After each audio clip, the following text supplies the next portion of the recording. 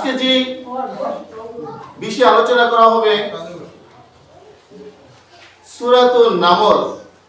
এই সূরা আন-নামল সম্পর্কে যে আল্লাহ তাআলা পবিত্র কোরআনের ভিতরে যে কিছু কথা আলোচনা করেছেন, যে সুলাইমান আলাইহিস সালাম এবং পিপীলিকার মাঝে যে কথোপকথন হয়েছিল সেই সম্পর্কে এই কোরআন শরীফের ২৭ নম্বর সূরা সূরাতুন নামল।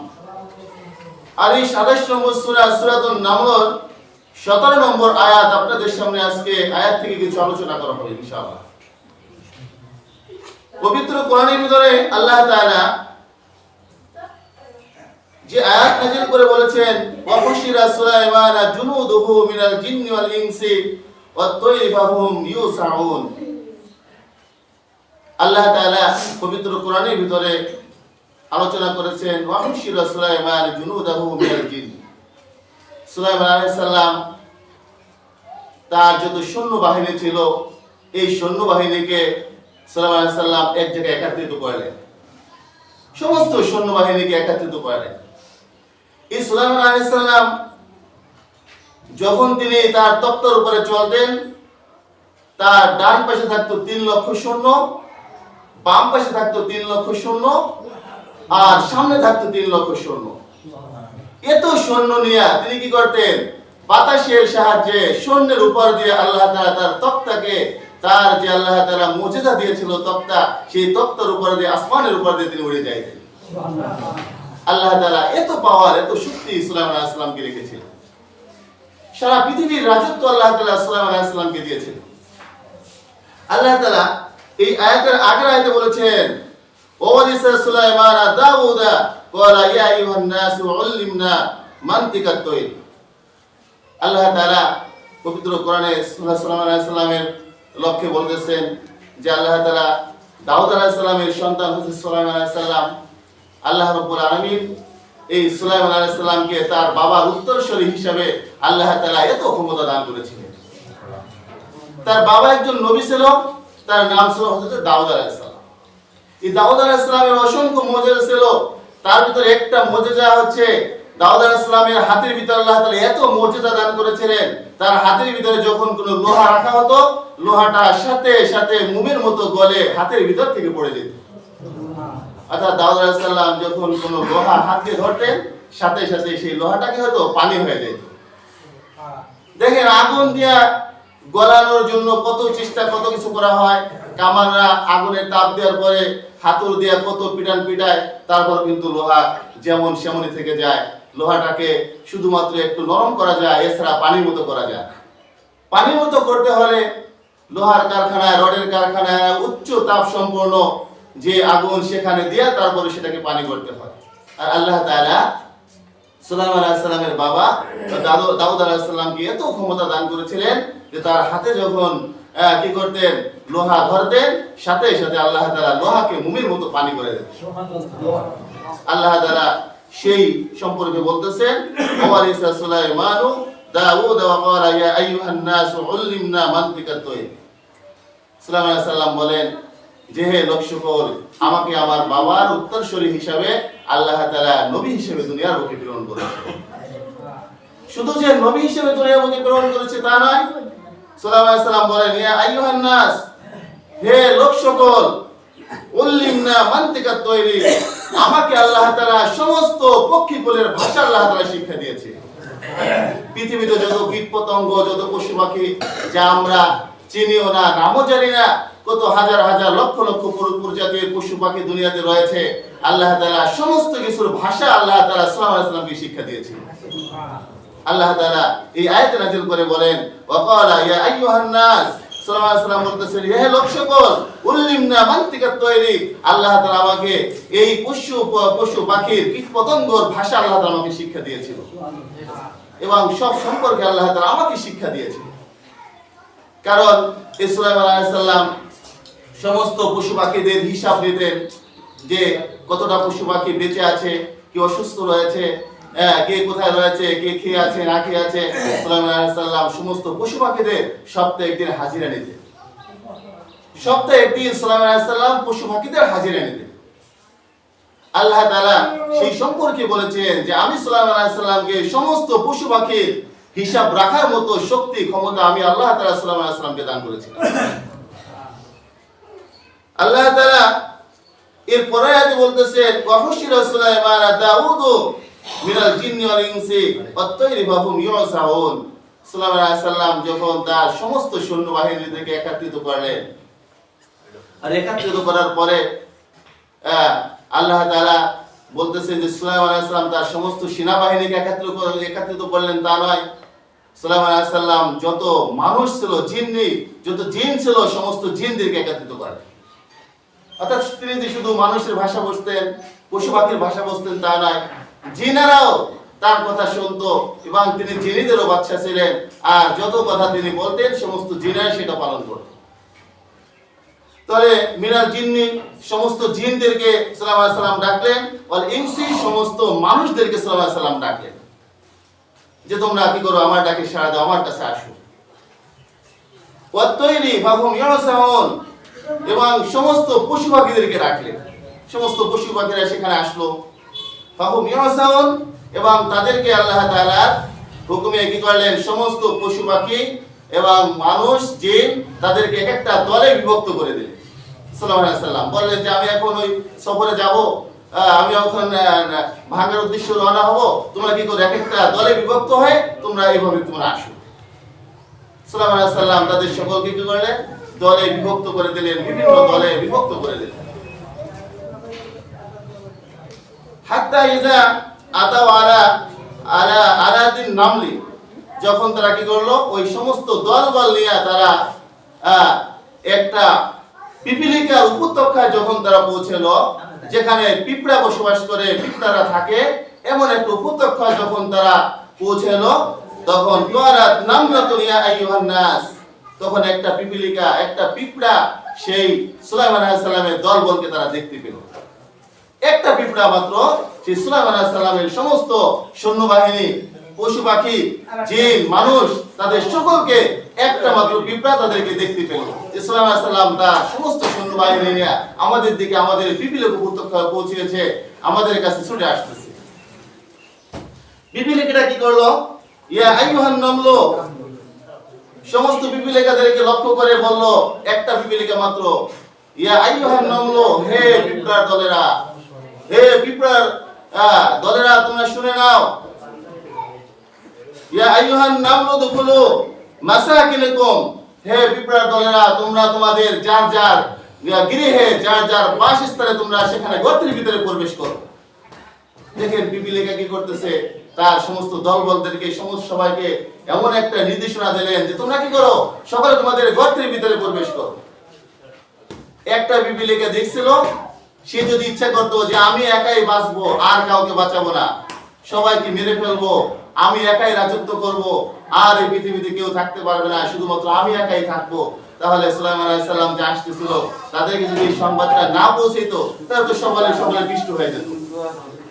তখন ওই পিপিলিকা, ওই পিঁপড়াটা সে ছিল একটা স্ত্রী পিঁপড়া, এটা একটা মেয়ে পিঁপড়া, ফিমেল, একটা মহিলা পিঁপড়া। এই পিঁপড়াটা যখন সুলাইমান আলাইহিস সালামের আসার খবর তিনি পেলেন, তাদেরকে যখন দেখতে পেলেন, সমস্ত পিঁপড়াদেরকে বললেন যে তোমরা কি করো, হে আইয়ুহাল ইয়া আইয়ুহাল নামলু, তোমরা কি করো, হে পিপিলিকার দল, উদখুলু মাসাকিনকুম, তোমরা তোমাদের গর্তের ভিতরে তোমরা প্রবেশ করো, তোমরা তোমাদের গর্তের ভিতরে প্রবেশ করো। কেন প্রবেশ করবে, লা ইয়াহতিমান্নাকুম সুলাইমান ওয়া জুনুদাহু, যে সুলাইমান আলাইহিস সালাম তার সমস্ত সৈন্যবাহিনীদেরকে নিয়ে, সুলাইমান আলাইহিস সালাম তার সমস্ত সঙ্গীদেরকে নিয়ে তোমাদের উপত্যকায় পৌঁছেছে। যদি তোমরা কি করো, গর্তের বাইরে থাকো, তাহলে তোমাদেরকে অজ্ঞাতবশরে তারা না দেখে তোমাদেরকে তাদের যানবাহনের তলে পিষ্ট করে তোমাদেরকে মেরে ফেলবে।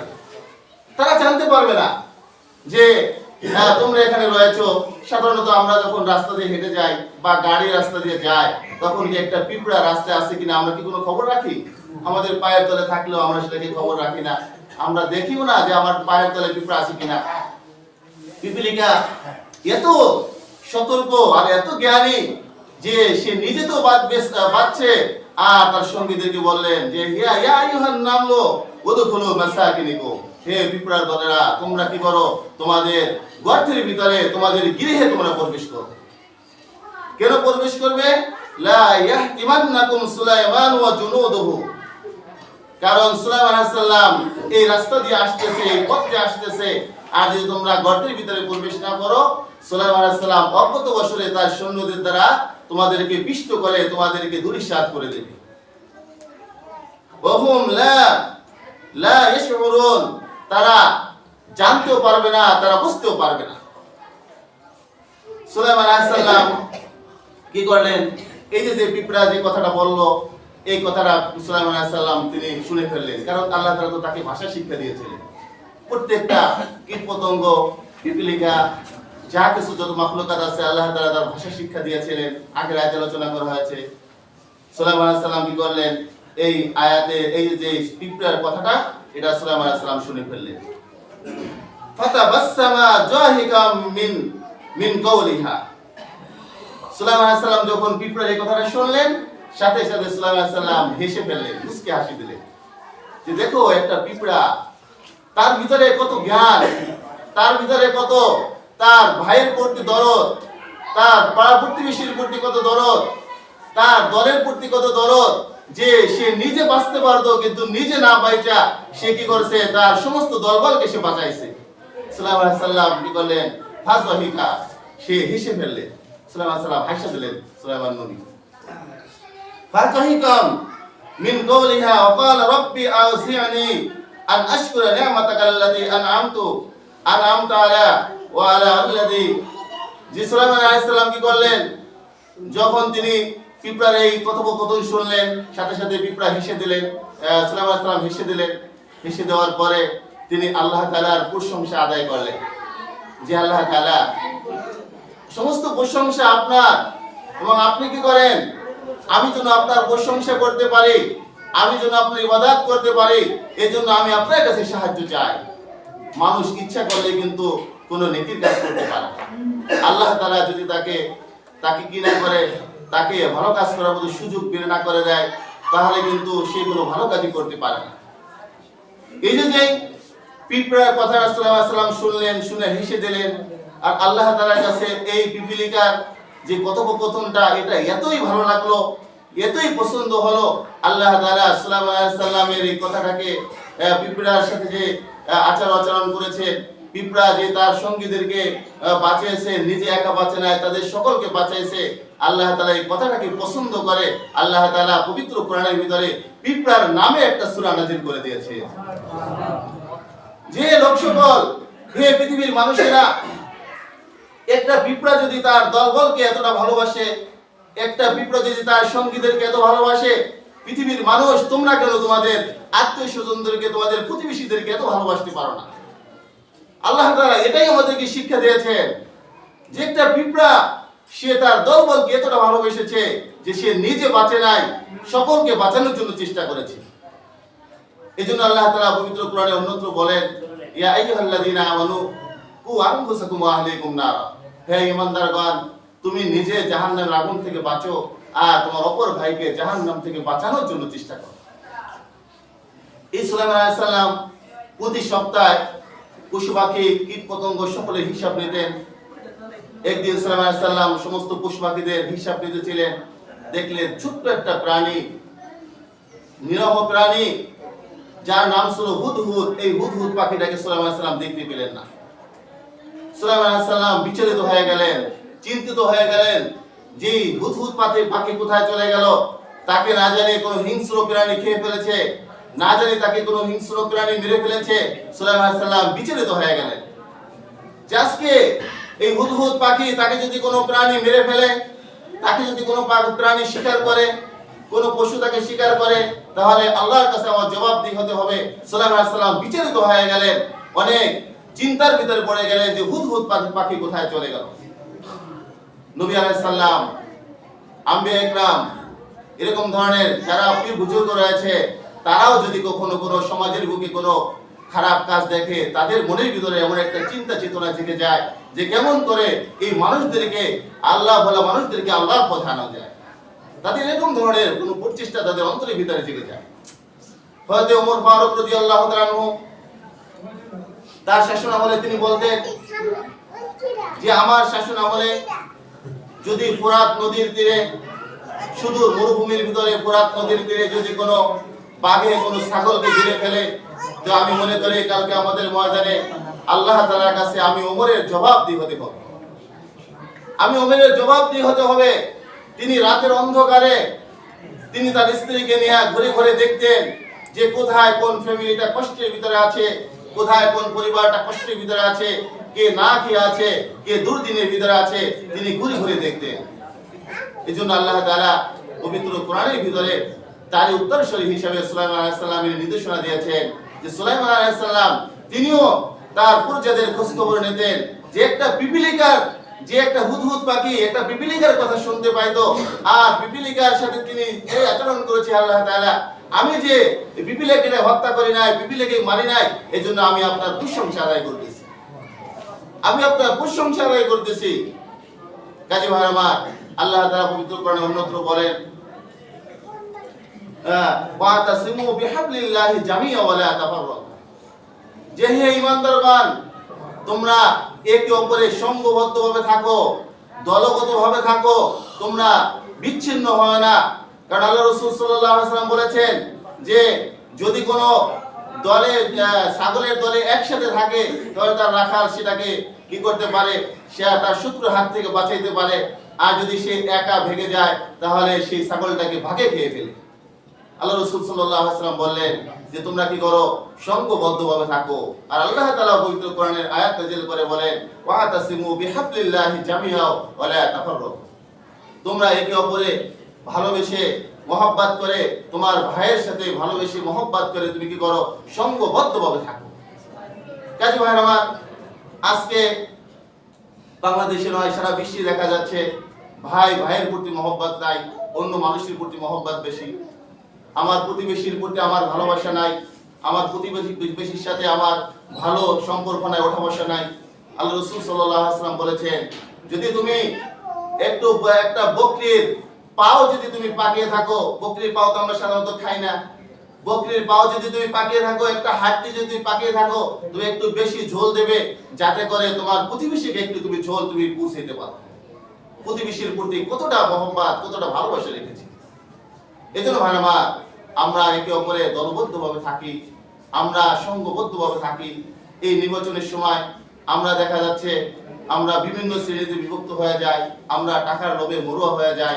আসলে ভোট এটা হচ্ছে নামাজ যেরকম ফরজ, রোজা যেরকম ফরজ, টাকা থাকলে হজ যেরকম ফরজ, আর আমি এই দেশের নাগরিক হিসাবে আমার একটা ভোটের মালিক, এই ভোটটাও আমার যোগ্য প্রার্থী বিবেচনা করে দেওয়া ফরজ।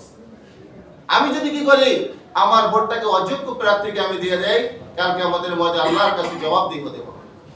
এজন্য ভাই আমার, আমরা সাবধান হয়ে যাই, সামান্য 2-4টা টাকার জন্য আমরা আমাদের আল্লাহর কাছে জবাবদিহি না হতে হয় সেদিকে আমরা একটু লক্ষ্য রাখি।